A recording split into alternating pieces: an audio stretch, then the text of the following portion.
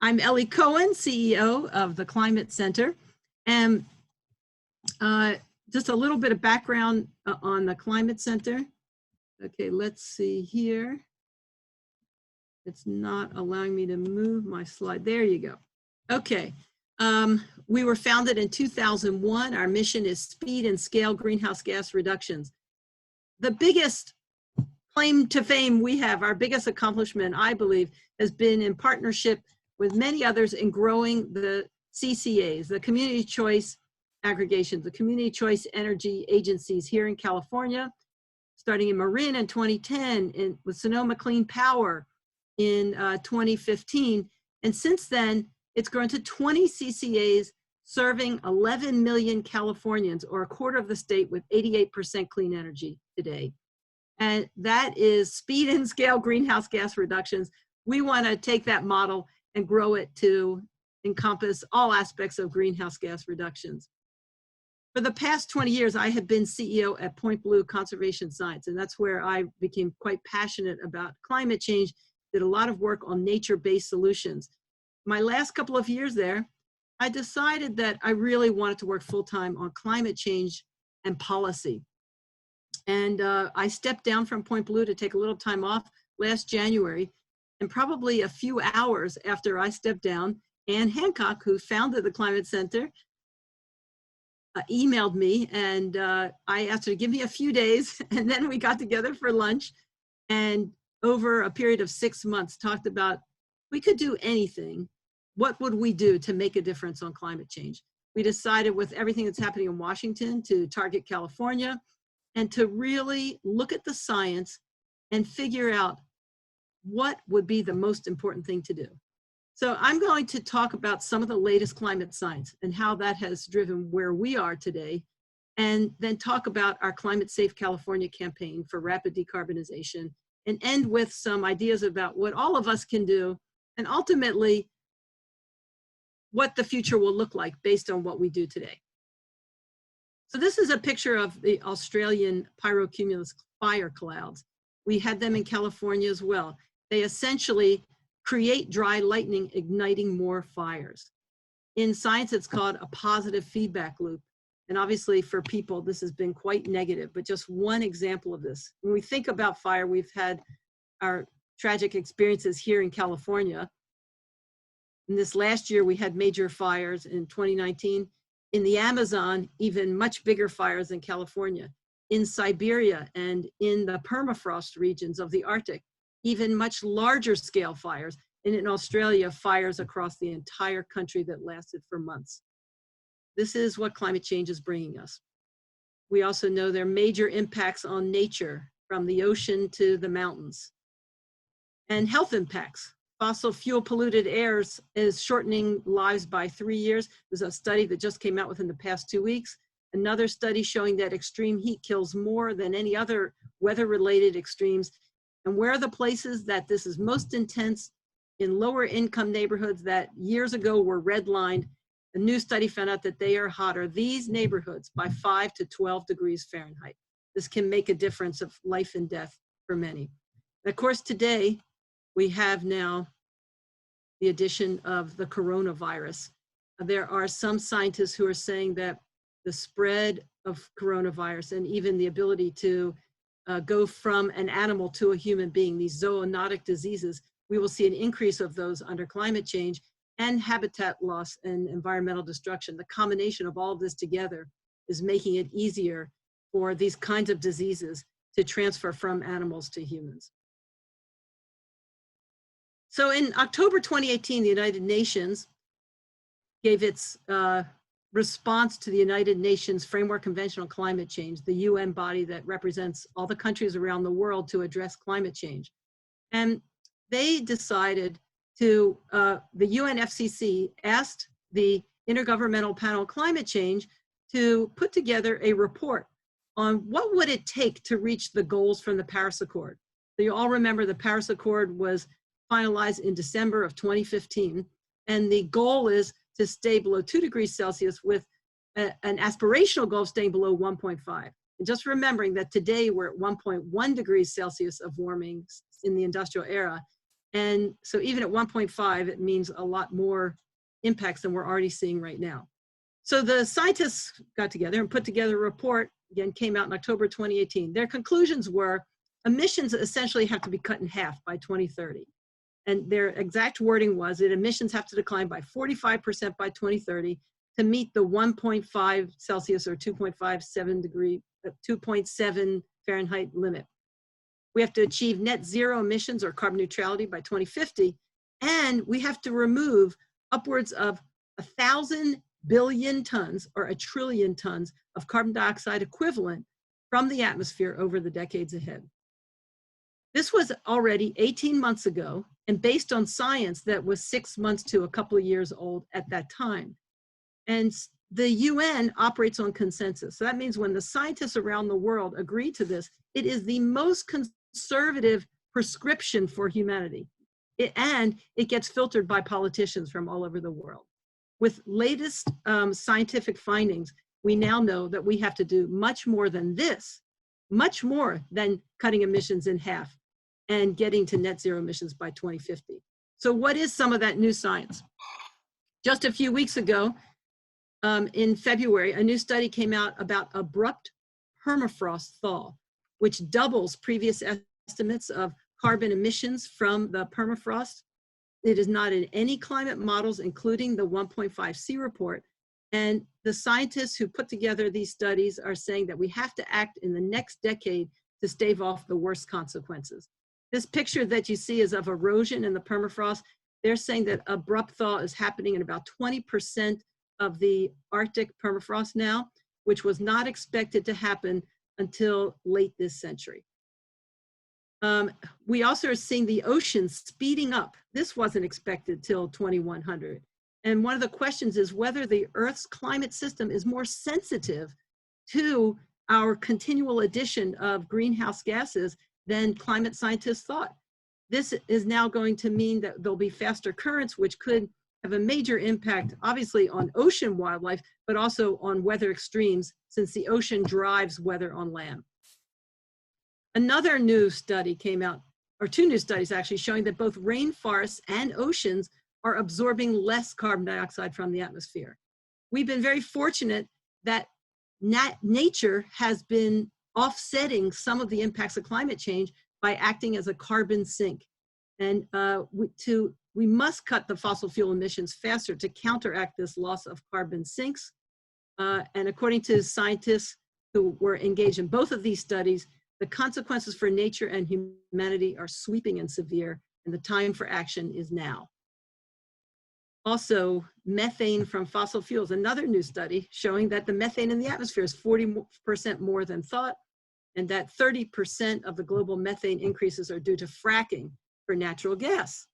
So is natural gas a bridge fuel to a clean energy future? Absolutely not.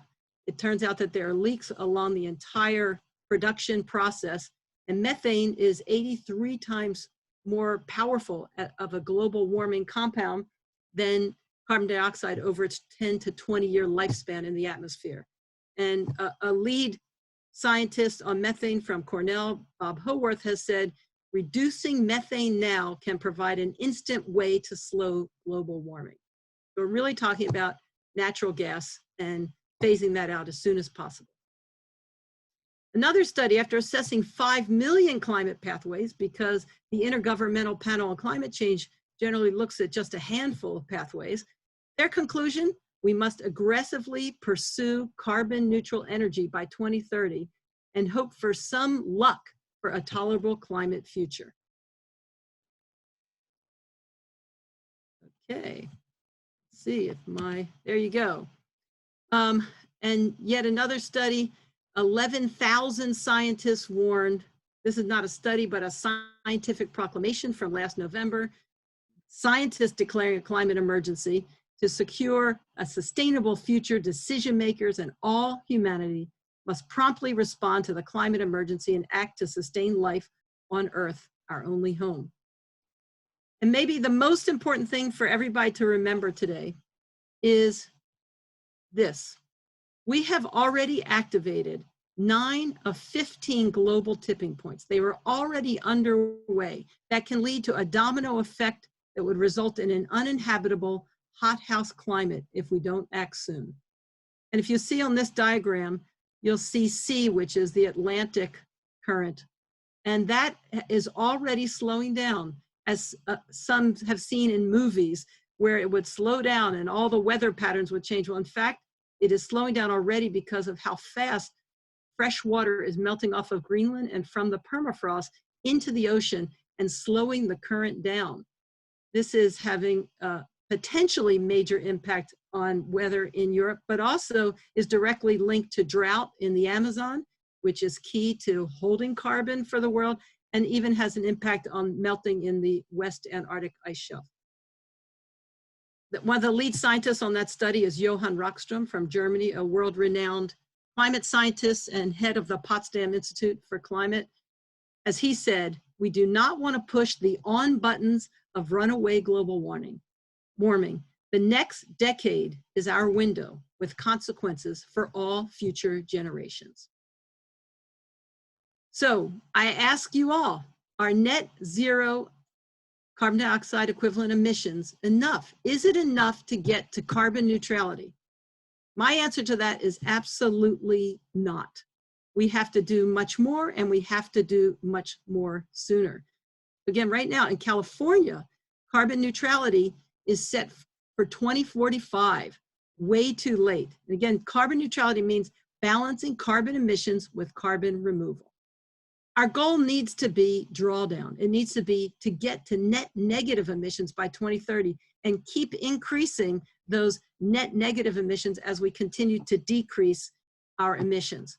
We need more sequestration than emissions so that California can become a net carbon sink and ultimately the world.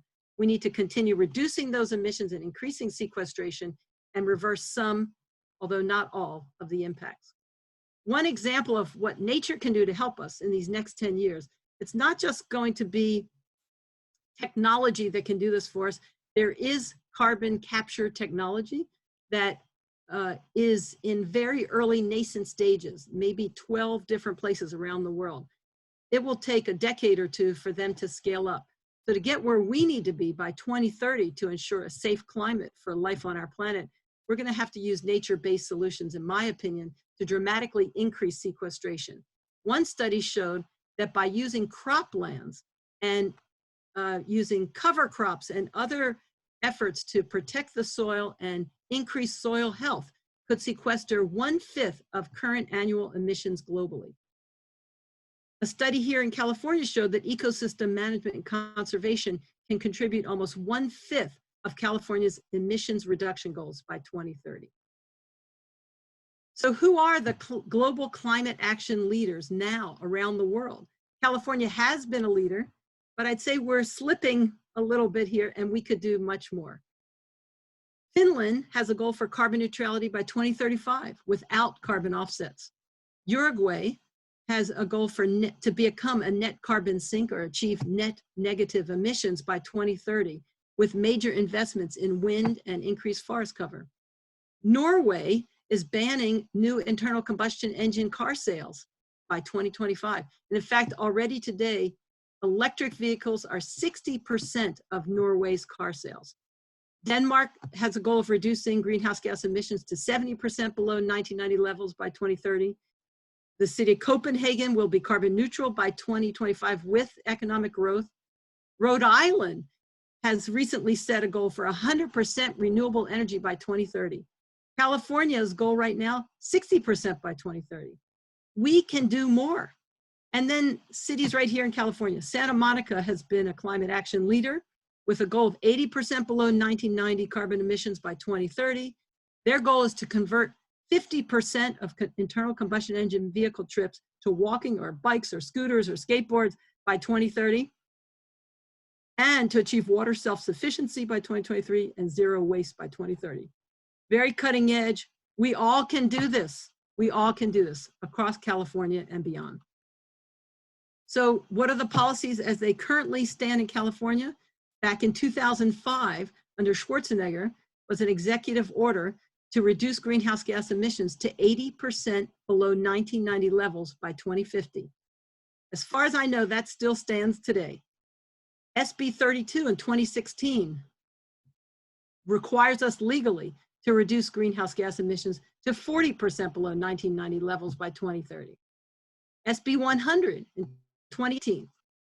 I just mentioned this, our goal is to achieve 60% renewable by 2030 and not get to 100% by 2045.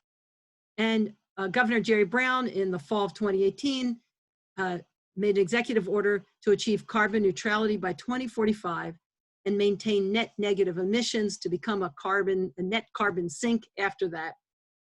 And my question for you, with all the latest science and what's happening in actual climate impacts around the world today, is this enough? And our answer is no. Based on this current science, we have a lot more to do. Our current measured emissions in California are showing that transportation, this is the latest numbers from 2017, transportation is 41% of our total measured emissions. And you can see on this graph the other main sectors.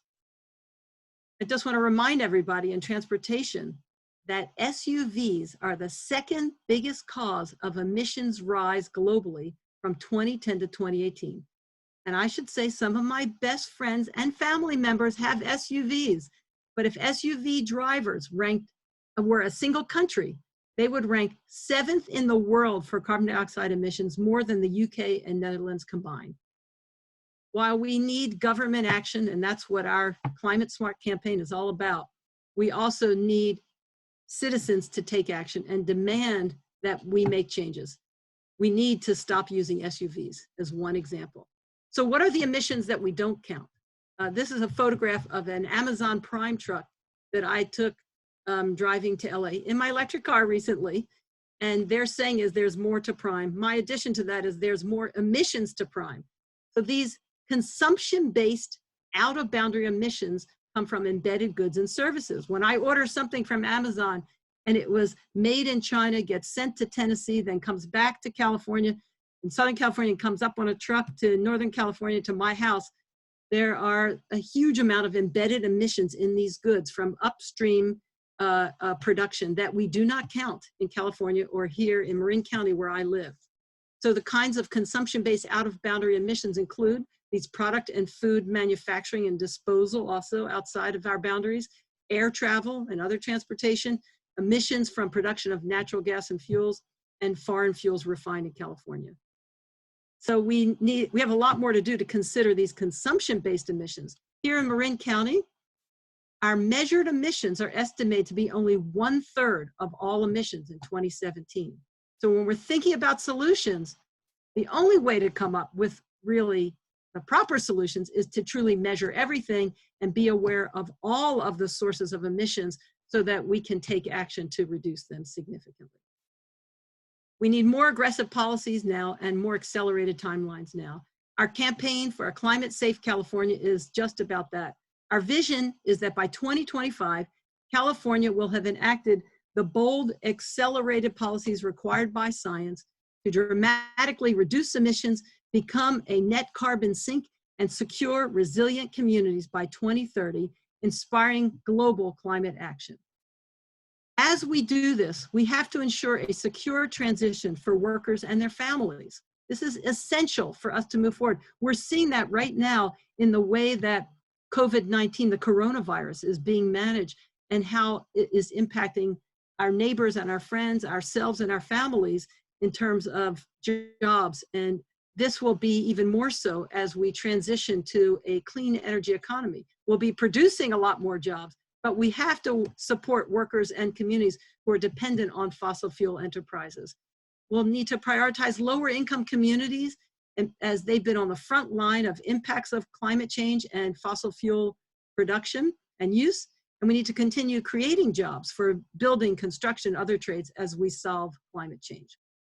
So our goal is to update existing state goals to accelerate decarbonization and fund climate action. We need to get to 80% below 1990 greenhouse gas levels by 2030. We need to become a net carbon sink, meaning net negative emissions with sequestration greater than emissions by 2030, and we can do it. This is a graph that I put together just so we can see the whole picture all together. In the left-hand column here is the 1990 baseline. This is our estimate of the total emissions in 1990, 431 million metric tons of carbon dioxide equivalent, meaning greenhouse gases per year. This gold column was the actual in 2017, a little below 1990 levels. We beat our goal for 2020 based on measured emissions. We're slightly lower, but we can see to get to net negative emissions below that zero line, we have a ways to go. Current California law is, or not even law, but yes, current California law requires us to get to 40% below 1990 levels by 2030. Not enough. What we're envisioning, there could be different scenarios here, but one possible scenario is that by 2030, we're 80% below 1990 levels, which would bring us to 86 million metric tons of emissions. And at the same time, we've increased sequestration, that pulling down of carbon dioxide and other greenhouse gases that we've already put into the atmosphere, taking them out of the atmosphere through healthy soils and habitat restoration, forest management, and other kinds of habitat and vegetation management, so that by 2030, we're sequestering an additional 100 million metric tons per year. So this is plus 86, this is minus 100.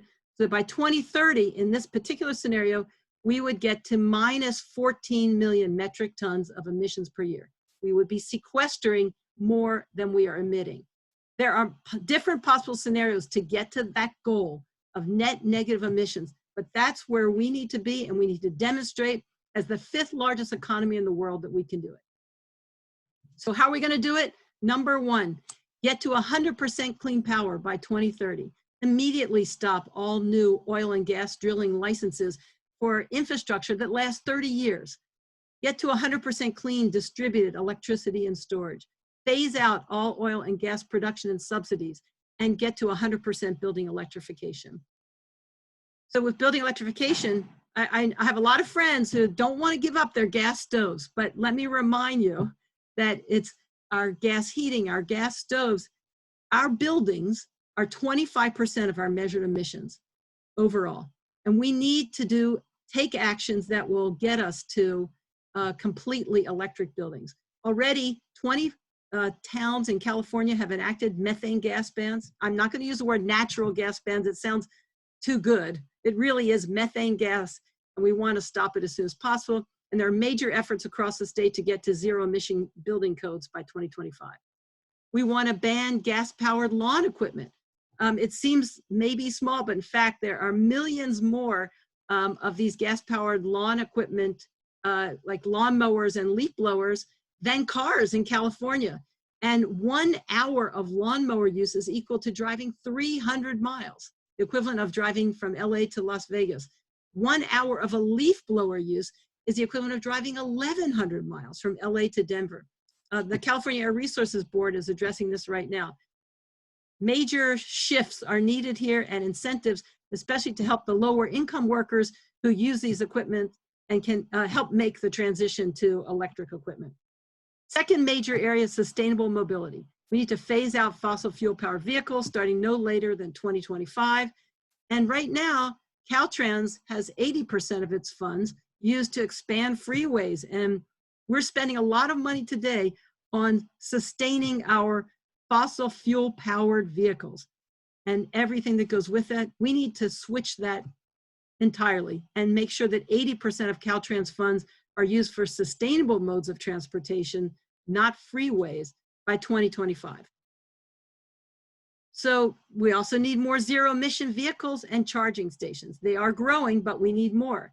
Today, at least the latest numbers I have from last October are that about 2.5% of California's cars are electric, 655,000 out of 26 million. It is a 33% increase from October 2018 to October 2019, but we have a lot more to do. Current goals call for us to get to 5 million zero emission vehicles by 2030.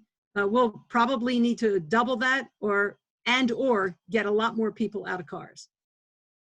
The third main area is sequestration.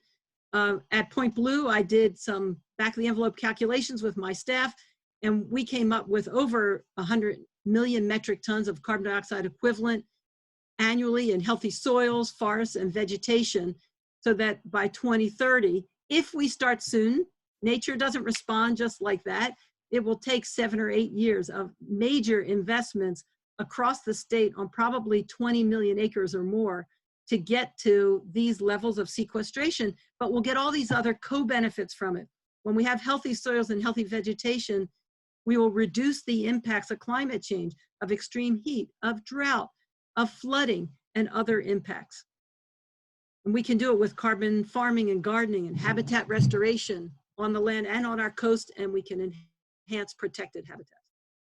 Carbon farming and regenerative agriculture, as it's called, is a critical part of this, and the potential for sequestration at scale is huge. A very conservative estimate is 1 ton of carbon dioxide equivalent sequestered roughly per acre that is treated with these different kinds of practices that are listed in this yellow box, from compost application to prescribed grazing to habitat restoration. It can probably be even greater, but we need to invest in it at scale. Riparian restoration, as I mentioned, has huge potential as well. Fourth, climate safe communities, really about how we keep our communities safe throughout as climate change impacts increase. We need full implementation of resilience plans in all California counties and cities by 2025. Right now, there's a law in place that requires cities and towns to address resilience and to update their general plans, but there's no money available for this. We need to make sure that cities and counties have the funding to address this and make it safer for us all. And we need to implement clean energy community microgrids with backup storage and hopefully with electric vehicle storage in our own driveways, starting with critical facilities in lower income communities by 2021. The Climate Center is playing a major role with partners in developing legislation for that. And just want everybody to know that PG&E has planned new methane gas backup generators for all these towns listed on the left here over the next year. They are concerned about their future, and rightfully so, but to build, again, infrastructure that's gonna last for 30 or 40 years, have it based on methane, which is such a powerful global warming compound, is absolutely backwards and counters the goals of the state. This should not be allowed. What we really need is to move to a system that allows us to get rid of this 100-year-old grid architecture that is vulnerable to fire and prone to failure, and move to an integrated decentralized grid, what we call community energy resilience. That's clean, affordable, resilient, equitable, and safe. And again, to start with critical facilities.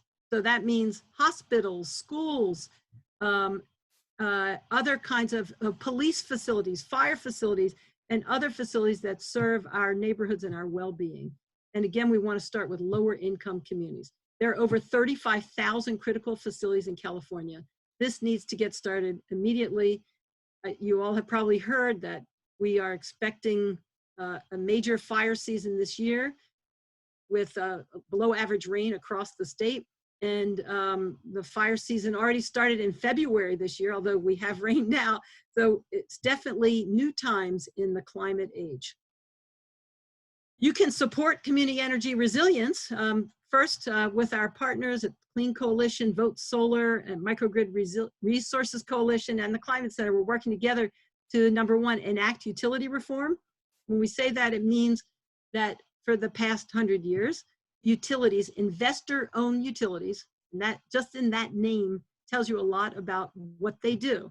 Their number one goal is to ensure their investors are happy, which means they have to ensure a return for their investors.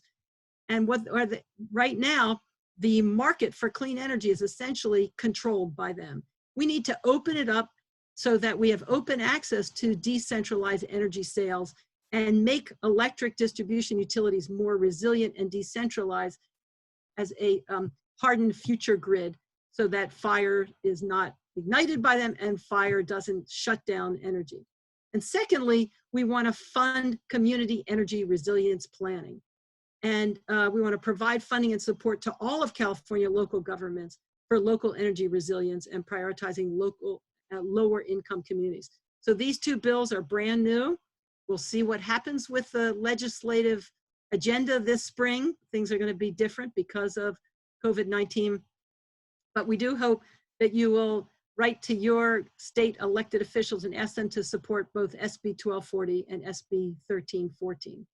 With this, we can make a transition to community energy, work more closely with our CCAs and local governments to implement decentralized, open access energy that will benefit all of us, that will island energy sources. So when electricity does go out, we don't have to shut down entire counties. We can shut down just the area where the energy has gone out until it's repaired. I do want to remind everybody that we are having a Community Energy Resilience Summit. It was originally scheduled this spring. We have set a new date now for Monday, September 14th in Sacramento. It will be focused on how forward-thinking communities are addressing energy resilience without relying on fossil fuels. You can get more information on our website at theclimatecenter.org. And many thanks to our partners who are helping to fund this effort and who are working with us to advance these clean energy solutions. The last main category for our Climate Safe California effort is to fund climate action. We have cap and trade, which has yielded maybe $1 billion a year over the past few years. I think it has worked well initially. I think it has its challenges, and it's time for us to raise a lot more money. My belief is that we will need at least $20 billion a year, specifically for climate action to reverse the climate crisis and actually scale up the kinds of solutions that I have just reviewed. So we need these progressive financing mechanisms.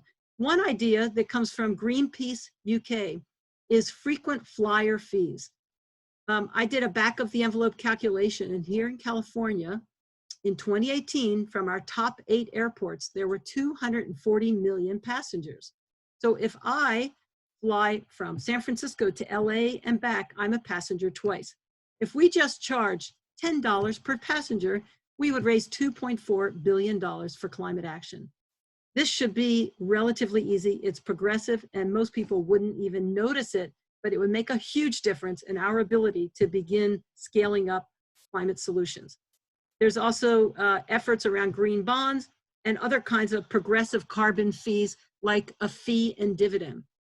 Fee and dividend works so that you actually charge for pollution at the source and then return some or all of the net revenue to households as a dividend. And as has been shown by thousands of economists, pollution cannot be free. Climate, health, and regulatory benefits greatly exceed any cost. So this is the direction we need to move in to pay for what it will take to secure a healthy future, a climate-safe California that is clean, healthy, equitable, resilient, and affordable. So how are we going to do this? From the Climate Center, we're working with multiple partners. The first thing is we've established a platform, a Climate Safe California Rapid Decarbonization Platform, which is just being finalized this week. And we ask that you and your colleagues endorse it. And we want to secure an initial partnership, a rapid decarbonization statewide partnership across silos with labor, nonprofits, business, local government, other partners. And I emphasize break down silos. Why? Because right now in the climate movement, we have people working on regenerative agriculture. We have people working on clean cars. We have people working on clean air. We have people working on clean energy. And for the most part, we don't all work together. We need to find that common ground and work together to make the kinds of changes that are urgently required for us to make a difference in the time that is required by the science. We are working to engage scientists to develop science-based pathways to get us to what I was showing earlier, to those net negative emissions. There is more than one way to do that, and we want to map out those pathways and the policies to get there. We want to draft white papers and opinion columns, identify and mobilize opinion leaders and other influencers, identify initial target communities, launch a strategic communications effort, and secure some early policy wins to build momentum. including utility reform and community energy resilience. We are working to raise $25 million for this. Our goal is to raise $2 million by this summer. We've already raised $500,000.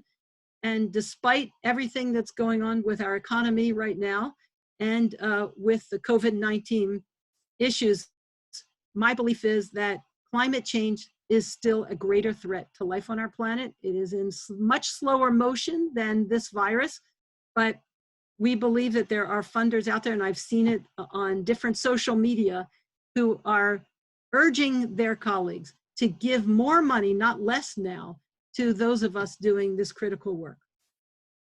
So we ask all of you to endorse the Climate Safe California platform. It's a public pledge of support for accelerated, aggressive climate policy in California.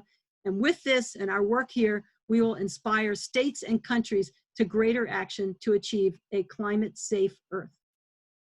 Our platform is update existing state goals to achieve 80% below 1990 levels of emissions and become a net carbon sink, get to net negative emissions by 2030, close the climate gap for lower income frontline communities who've received the brunt of our fossil fuel economy, commit to a secure transition for workers, enact the bold policies required by the latest science.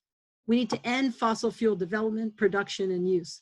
We need to increase sequestration, support community resilience, and fund climate action at the level required. We are making a difference. I love this picture. This guy wanted to ride his bike from Oakland to the city, and he made a bike boat. We need innovation, and we need to be as creative as possible. Not everything's going to work, but we should all be supporting one another to be as innovative as possible. We need to be bold, we need to take risks, and we need to innovate for a healthy, equitable future. Greta has shown us one person can make a difference. This photograph was taken about 18 months ago. I certainly hadn't heard of her. This is just amazing, actually, to think about how she has inspired millions of young people around the world to take action, and through that, change what policymakers are doing. We have to demand that California commit to 80% below 1990 levels and achieve drawdown sequestration greater than emissions by 2030, support SB 2040, support SB 1314, and AB 345. I do want to mention this is an environmental justice bill that includes a setback distance for all oil and gas operations from schools and hospitals. There are too many people that are suffering because they live near gas and oil operations, and even just live near freeways. We need to make changes so that everyone can live a healthy and full future. Other actions you can take: get involved with local government, speak out to your elected officials. I just want to share that about 3 years ago, I personally have been working on nature-based solutions to climate change at that time for 15 years, 16 years. And I decided that maybe it was time to figure out what it actually took in government to make a difference. So I joined the San Anselmo Sustainability Commission where I live, and it's been a real eye-opening experience. I feel that we are making a difference, but I'm learning also about the challenges. And I think it's good as we do everything possible to help our local governments and communities to make a difference. Divest and invest for a climate-safe future. The major banks in the United States are funding the fossil fuel industry to the tune of hundreds of billions of dollars a year. You can take your money out, go fossil-free, and look at these two websites and make a difference right away. We can make energy efficiency and electrical improvements to our home, including wiring for EV charging. We can ditch our SUV and our lawn equipment and make our next car an EV and buy electric power equipment.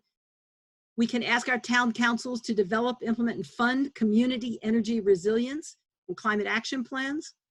We can reduce our airplane travel and enjoy staycations. Aren't we all enjoying our staycation right now? We can purchase and lease solar, wind, and 100% green power from our local community choice agencies like Sonoma Clean Power. We can use mass transit and shared transit, e-bikes, and other micro-mobility. We can insulate our homes and install insulating windows and doors. We can eat locally grown organic food and absolutely avoid industrially grown meats entirely. The rainforests in across, really across the tropics, are being cut down to grow cattle. We do not need to do that. We should not be doing it. We should focus on buying food, growing and buying foods locally. Switch to electric lawn equipment, appliances, and hot water heaters and heat pumps. Engage young people in education and restoration. Use less, refuse, reduce, reuse, take action, and support the Climate Center and other partners working on climate action. We can make a difference, especially when we all work together. I mean, who would have thought a year and a half ago that we'd have presidential candidates vying for the best climate policies? And it looks like Joe Biden will be the Democratic candidate, and he will likely be taking policies from both of those people flanking him in this photograph, which is amazing. He has learned a lot just from these debates that have included questions about climate change, and he has made his policies more progressive. Let's hope it continues that way. Right now, renewable energy is doubling every 5.5 years globally, 4 times more than a decade ago. 30 major cities have peaked their greenhouse gas emissions. And if we continue on the path that we know we need to go on, and we take action today, the headlines by February 2030 will be this: California is the first state to reach net negative emissions. We kickstart the nation and the world into speed and scale climate action. These young people are excited, and they should be, because what we do today makes every difference for the kind of future they will have. Another headline for August 2035, drawdown and resilience increasing despite record-breaking drought, thanks to climate-friendly natural and working lands management.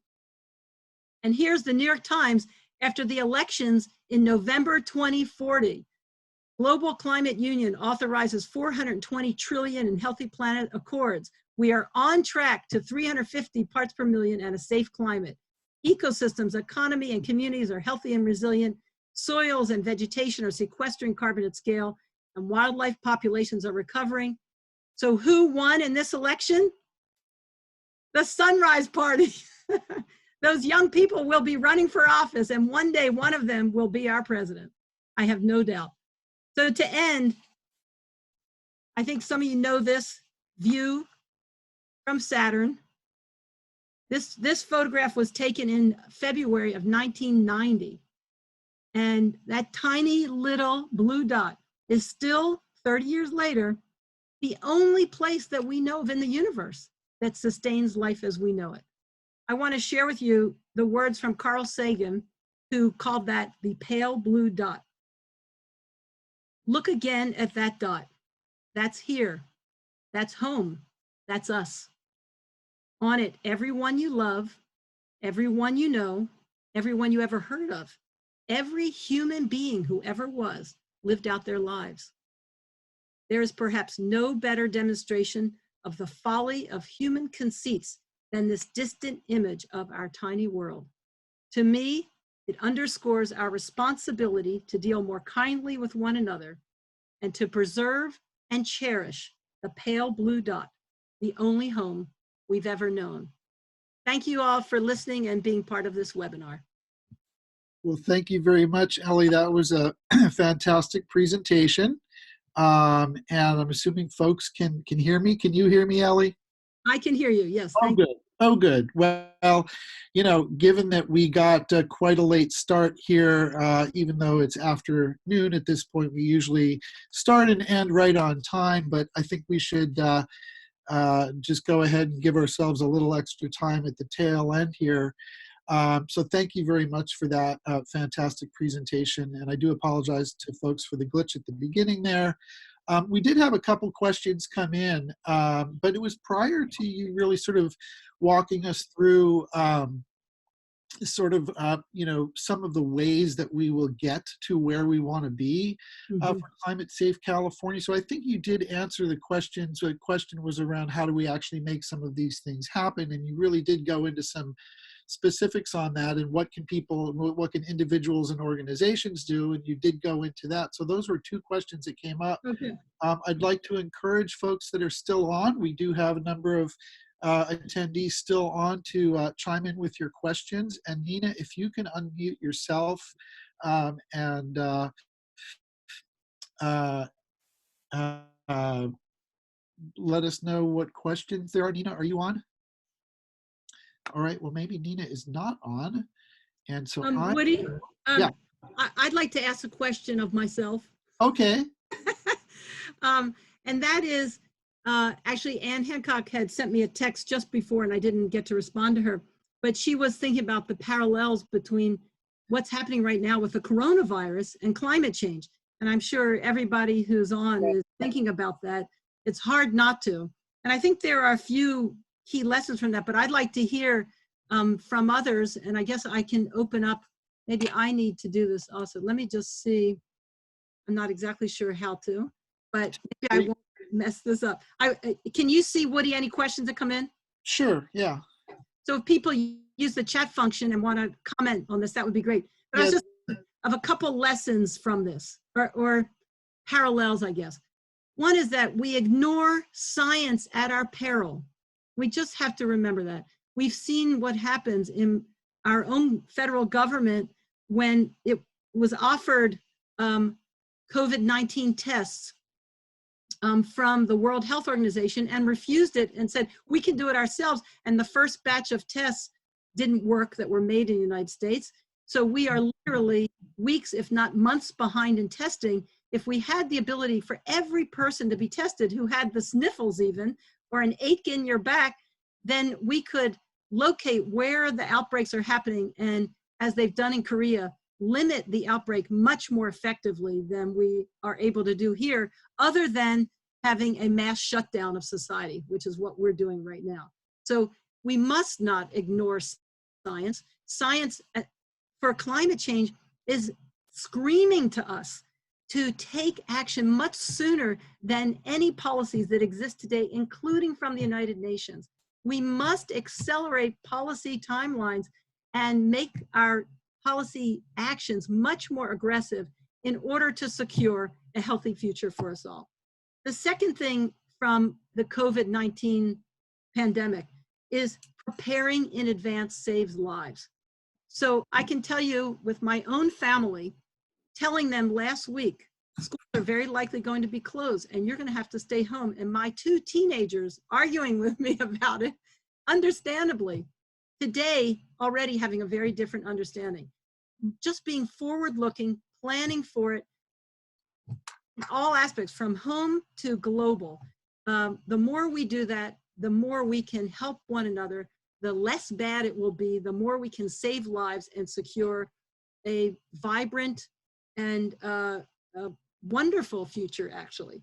And I just want to mention one other thing, that in China, regarding the parallels of coronavirus and just climate change in general, there was a scientist quoted yesterday saying that in the areas around Wuhan, where the COVID-19 epidemic began, and where before it had been very, very high levels of air pollution, primarily from the burning of fossil fuels from factories and cars and other uses, that the reduction in air pollution from shutting down the economy for a few weeks there saved probably 20 times more lives. So what they were saying is that 20 times more lives are lost to fossil fuel pollution than to COVID-19. And this will be hard. We don't want to be insensitive to the current situation at all, but I do think that the climate movement will need to think about how we continue to move forward. We cannot take a moment's break. How do we keep moving forward in the context of the coronavirus and understand that what will happen from climate change, if we don't act at the speed and scale required now, will be worse than what we're experiencing now. So that's my comment. I'd love to hear what others think.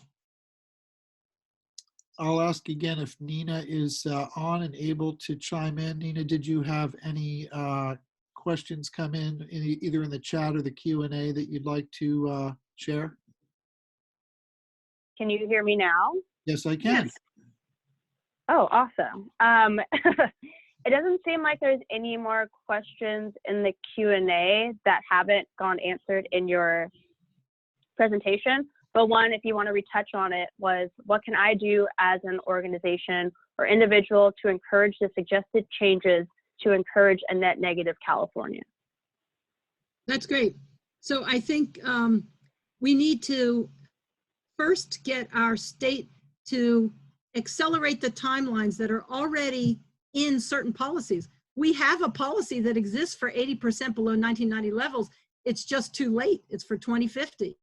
We need to move that up to 2030. We have a policy that says we should maintain net negative emissions from Governor Brown's executive order in the 2018, but by 2045, that's too late. We need to move it up to 2030. So I think one thing we all need to do is to demand that our elected officials in the state move up these climate timelines. You can write to the governor, you can write to your state senators and your state assembly people, but we need to move those timelines up. And so many things will come from that. That's my belief. We can also do things in our counties and in our towns. Here in Marin County, we had something called drawdown Marin, which is not part of the drawdown 100 solutions effort. It's a separate drawdown effort. And they set up volunteer committees to work on key areas, including sequestration.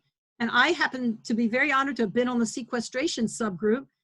And we worked together with people from Marin Carbon Project and Carbon Cycle Institute and Marin, other people from Marin. And we came up with a plan for the county to support for how we could reduce emissions in the county at least by 60% below 1990 levels and possibly more, while also producing all these other benefits. And it's not just on agricultural lands. A portion of it is urban forestry and urban carbon gardening. So there's many different ways to do that. So those are just some examples. I do want to say we will make the PowerPoint available as a PDF for everybody to look at, so you can refer to any of the science or any of the links. And if you actually would like to use any of these slides, I would be happy for you to use them. Just write to me at ellie@theclimatecenter.org and I'll send you the PowerPoint. Ellie, I guess I'll chime in with a question, which relates to, you're aware that, my work sort of on the side in opposing the construction of new gas stations. You were just talking about cities and counties and stuff that can happen at the local government level. And something that has become clear to me in that work around the gas stations is that local governments are still really operating on what I perceive as obsolete, antiquated, out of date permitting rules that are still allowing bad things to be built as though they're, you're building an ice cream stand and you're putting in fossil fuel infrastructure. Is there any part of the rapid decarbonization program at this point that's really sort of speaking to that, like stop doing the bad things? I know that some of what you described speaks to that, but in terms of sort of the institutionalized, codes and rules and regulations around what we actually build and do, the infrastructure in our communities, is there any part of it that's going to look into that? Not officially as part of the Climate Safe California campaign, but I certainly encourage everybody to do that. We are focused primarily on the state level, and our theory of change, our strategy, if you will, the how that we get to the what, which is massive greenhouse gas reductions, both from emissions reductions and drawdown. How do we get there? We mobilize climate activists. That means people across the state who already care about climate change. We're not trying to change people's minds who disagree with us. We're trying to get a core group of people, and there's science that shows you only need 3.5% of society to make massive social change. I believe it might even be less than that. So we're looking to climate activists to change state policy to get the billions of dollars needed to invest in speed and scale solutions. When that happens, it will open the door, as we've seen with solar power, for example, where today it's cheaper than coal. We've seen it because there were investments early on from governments. So we need state government in a big way, California, the 5th largest economy in the world, to invest in this. And so then it opens up the door for much more to happen at other levels. That's our particular theory of change at the Climate Center. that doesn't mean other things shouldn't happen. We need everything to happen simultaneously, and hopefully efforts at the local level to ban new gas stations, whatever it might be, all contribute to this goal. And through what we do at the state level, hopefully will yield new funds to support efforts locally to get rid of that outdated fossil fuel infrastructure and bring in the new kinds of infrastructure and urban organization that we need for thriving communities and healthy communities into the future. Great, thank you. Okay, Nina, have any other questions come in? We have one more. What can we learn from how slowly our friends and ourselves have responded to the COVID-19 threats scientists alerted us to 6 weeks ago, and how few of us demanded action from ourselves, our government, and our businesses? Great question. I think that in fact, we actually knew about COVID-19 in November. And that's why it's called COVID-19. It's from 2019. And so had our pandemic experts at the federal government, their office not been disbanded, there would have been federal level government officials dealing with this for 4 months now, which is amazing to think of how much time we've lost. What does it mean for climate change? We have to pay attention to the science early on. We really do ignore it at our peril. We have to act earlier than it may feel comfortable doing sometimes.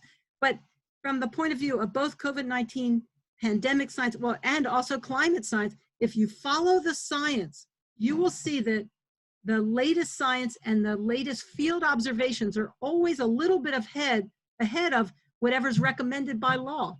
And that's going to be true in climate change as well. So we're going to have to push the limits based on science, but keep pushing ourselves to do more, even when it's a sunny, beautiful day and it doesn't seem like anything could be wrong.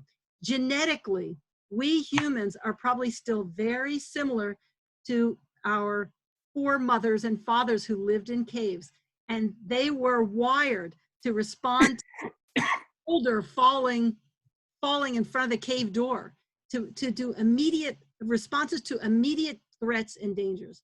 That's how we are wired. But we also have intelligence, we have foresight.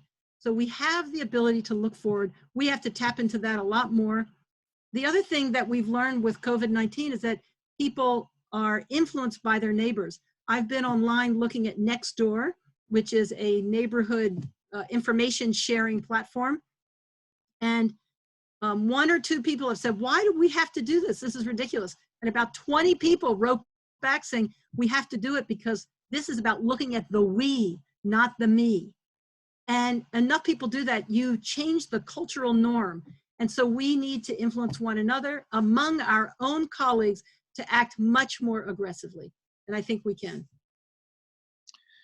All right. Well, thank you very much, Ellie.